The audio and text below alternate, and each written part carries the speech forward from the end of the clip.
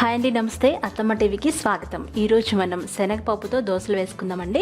దీన్నే చెనాదాల్ చీలా అని అంటారనమాట. చాలా చాలా టేస్టీగా ఉంటుంది. అంతేకాకుండా ఇది high protein weight loss recipe. చాలా తొందరగా తయారు చేసుకోవచ్చు. మరి ఈ హై ప్రోటీన్ దోశలు ఎలా తయారు చేయాలో నేర్చుకుందామా? దీనికోసం మనం 1 కప్పు పచ్చి శనగపప్పుని ఒక గిన్నెలోకి తీసుకోవాలి. ఈ గిన్నెలో తీసుకున్న తర్వాత శుభ్రంగా కడిగేసి ఇప్పుడు అందులో మనం 2 టేబుల్ స్పూన్ల బియ్యం వేసుకోవాలి. బియ్యం కంప్లీట్గా ఆప్షనల్ అండి, జస్ట్ క్రిస్పీనెస్ కోసం వేస్తున్నాం అంతే. ఇప్పుడు వీటిని శుభ్రంగా కడిగి అందులో మనం నిండుగా నీళ్లు పోసి 4 గంటలు నానబెట్టుకోవాలి. బాగా నానిన ఈ పప్పుని ఒక మిక్సీ జార్లో తీసుకొని తగినంత ఉప్పు వేసుకుని కొంచెం వాటర్ పోసుకొని స్మూత్గా గ్రైండ్ చేసుకోవాలి. ఒకేసారి ఎక్కువ వాటర్ పోయకూడదు. గ్రైండ్ చేసిన తర్వాత అవసరమైతే కొంచెం నీళ్ళు పోసుకోవచ్చు. మిక్సీలో కొంచెం వాటర్ పోసేసి ఆ వాటర్ని నేను ఈ పిండిలో కలిపాను అనమాట. ఉప్పు సరి చూసుకోండి. ఇంకా దీనిలో ఏమీ వేయాల్సిన అవసరం లేదు, ఫర్మెంట్ చేయాల్సిన అవసరం లేదు. వెంటనే మనం దోశలు పోసేసుకోవచ్చు. మంచి కలర్ కోసం 1/2 టీ స్పూన్ పసుపు వేసుకుంటే సరిపోతుంది.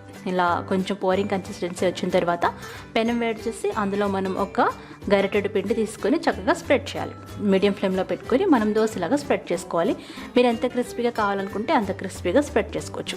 మంచి టేస్ట్ కోసం జీలకర్ర, అలాగే ఉల్లిపాయలు, అల్లం, పచ్చిమిర్చి ఇవన్నీ వేసుకోవాలి. మీడియం ఫ్లేమ్లో మనం చక్కగా దోశని కాల్చుకోవాలి. హెల్తీగా చేస్తున్నాం కాబట్టి కొంచెం కొత్తిమీర కూడా చల్లుకోవాలి. మీడియం ఫ్లేమ్లో పెట్టుకొని నెయ్యితో కానీ కొంచెం ఆలివ్ ఆయిల్తో కానీ లేదంటే చాలా తక్కువ నూనెతో కానీ ఈ దోశలు కాల్చుకోవాలి. అంతేనండి, చాలా టేస్టీగా ఉంటాయి. అలాగే హై ప్రోటీన్ అనమాట.